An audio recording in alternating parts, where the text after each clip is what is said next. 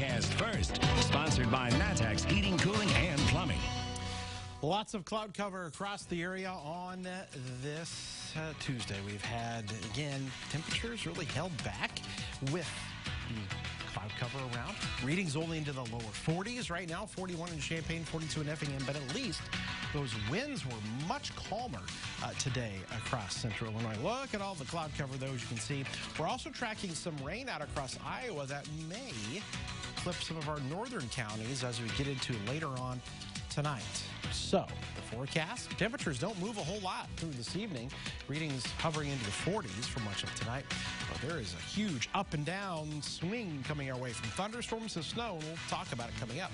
WCIA 3 News starts right now on WCIA 3 News. This campus is filled with students every day. Why officials are preparing for it to go empty. Police are investigating after a string of barn fires across one county. What they say most of them have in common. And students at the U of I have spoken, but does that mean this bird has a chance of becoming the school's new mascot? You're watching your local news leader. This is WCIA 3 News at 6. If they have to cancel a face-to-face meeting, that doesn't necessarily mean that learning stops. Leaders at the U of I are preparing students and teachers to move classes online. It's about trying to prevent the possible spread of coronavirus. Good evening, I'm Paul Cicchini. And I'm Jennifer Roscoe. There are no confirmed cases in Champaign-Urbana, but the university wants to be ready. Today, the school sent a mass email to students telling them to take all of their study materials home for spring break next week. That's in case they make the decision to move things online while students are gone. WCIA 3's Andy Olson is live at the U of I. Now, Andy, there's a lot to figure out over just these next couple of days. Yeah, Jennifer, that's right. Some students say that today their professors told them that it might be the last time they see them for a while. Right now, the U of I is testing its and planning for each classroom's digital capabilities, but there are a lot of struggles that go into digitizing the classrooms for tens and thousands of students. Several colleges around the country have taken measures to prevent the spread of coronavirus. Harvard, Ohio State, and Cal Berkeley have all digitized classes in some way, trying to minimize face-to-face meetings. Vice Provost Kevin Pitts says the U of I is prepared to do the same if necessary. Thinking through kind of what the situation is here in Illinois, what the situation is locally, but how it's going to evolve over the next couple of weeks is what we're really trying to do. Not all classes are going to be able to be held online, though. There are several hands-on laboratory classes the university says won't work well digitally. For the ones that could be done on computers, though, the next hurdle is making sure everyone has access to them. I mean, there's definitely a lot of kids that don't have the ability to, especially if they can't, freshmen, for example, if they can't live in the dorms and then they can't go home, they don't have a laptop, there's just a lot of special cases as to where students wouldn't be able to do school online. So the university would definitely have to do a lot to accommodate those kids. U of I says they are already working with students who may be affected. Whatever they decide, the school wants to make sure it's in the best interest of the students, faculty, and community. But I think one of the things that's changed even over the last week to 10 days is folks are beginning to realize that this is not probably going to magically clear up in 10 to 14 days, that we need to think out 2 and 3 months about. And the further ahead we can plan, the better it is for people to make contingency strategies and things like that. The school is also monitoring upcoming sporting events. They say the possibility of canceling them or playing them in closed stadiums is pretty far down the line. The athletic department says they're operating normally as of now, but are prepared if that changes. Live in Champaign, Andy Olson, WCIA 3, your local news leader. Andy, thank you so much, and let us know when the U of I decides what to do about those classes. Now, there are already some U of I students who are taking classes online. Several recalled from study abroad trips in Italy and South Korea are in a voluntary quarantine. About 170 total were brought back last week. The school says if their international university lets them, some are continuing class over a computer. Public transportation can sometimes be a germ hub, but one transit system is taking extra steps to keep their passengers healthy. WCIA 3's Karina Rubio is live in our control room. Karina, Champaign County MTD, CUMTD, has a new cleaning protocol. That's right, Jennifer, and it's been in place for about 3 weeks now. MTD says it's in response to the coronavirus, but is an investment that could also be helpful in the future during regular flu season. Coronavirus cases continue to grow throughout the country. It hasn't reached Champaign County, but like many others, the Mass Transit District is thinking ahead.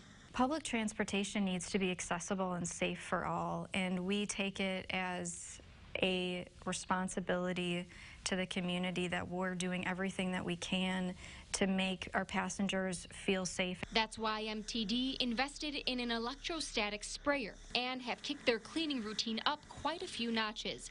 They say it's in response to growing coronavirus concerns.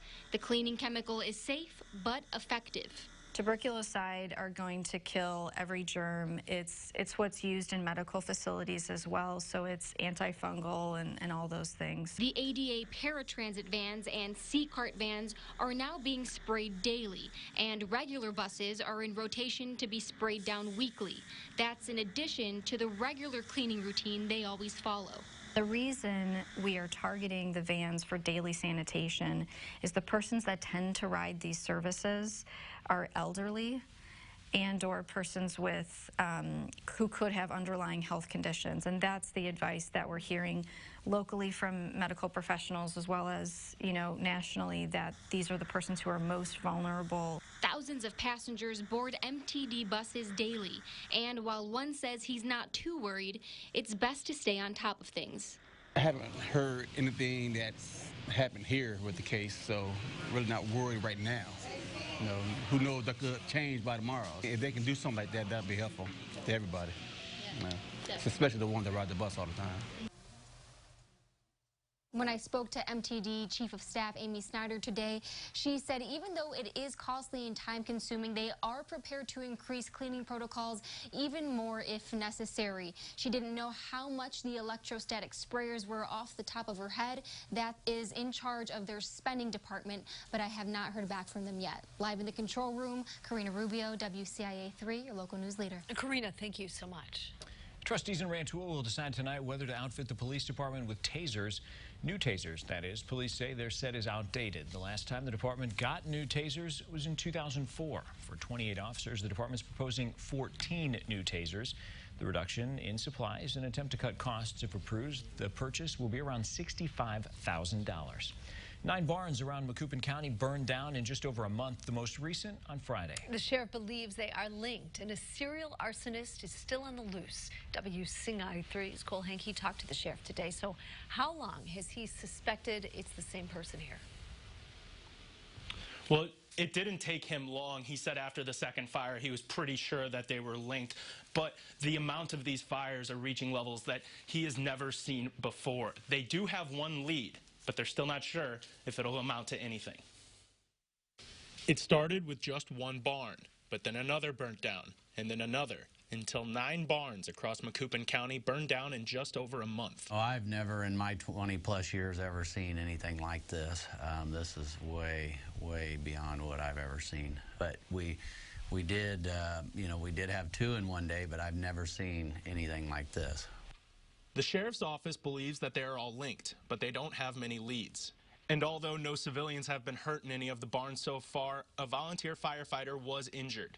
There's a growing concern that whoever is responsible may strike again. People are scared.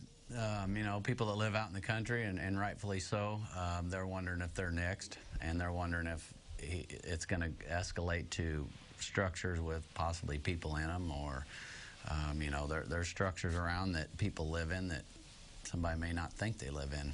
It's keeping the entire community on edge. It's a topic of conversation all the time, because it seems like here lately, once a week, twice a week, you hear of another one. So far, most of the targets have one thing in common. Those first 4 were all structures, barns with hay in them. The sheriff's office is teaming up with the state fire marshal in the investigation, but they only have one lead so far. They're looking for a white Ford pickup truck with a wooden tailgate, but they haven't found it yet. It's getting out of hand and something needs to be done. Crime Stoppers and a couple local businesses have offered rewards for information regarding who is setting these fires, and those rewards were just increased following the latest fire, which took place last week on Friday. Reporting in Springfield, I'm Cole Hankey, WCIA 3. Your local news leader. Okay, Cole, thank you so much. Now, the first of the fires happened in late January. After 2 fires in Gillespie on the same day, the fires started to wrap around Carlinville, going around to the west, with the latest fires happening on the north side. A $2.7 million project for the Decatur Fire Department is now finished, and you get to see for yourself where the money went. The brand new Fire Station 5 is on West Mound Street. Firefighters hosted an open house today. They started using this station this weekend. They say this was a huge and much needed improvement as far as safety and operation. One father went to state 3 years in a row when he was younger. His son's team has never been. How the two could take the team there now. Also tonight, the new Champaign County Treasurer is inheriting a mess. Who's stepping up to the plate to clean it up? And a lot of cloud cover on our Roofing Dog INET Flooring America camera. It's over Springfield right now. Recap up today, 5639 are the numbers going in the books. All right, we have got some warmer air to tell you about, and thunderstorms and wintry precipitation. Those usually don't go back to back like that, but they're going to this week. We'll show it to you next.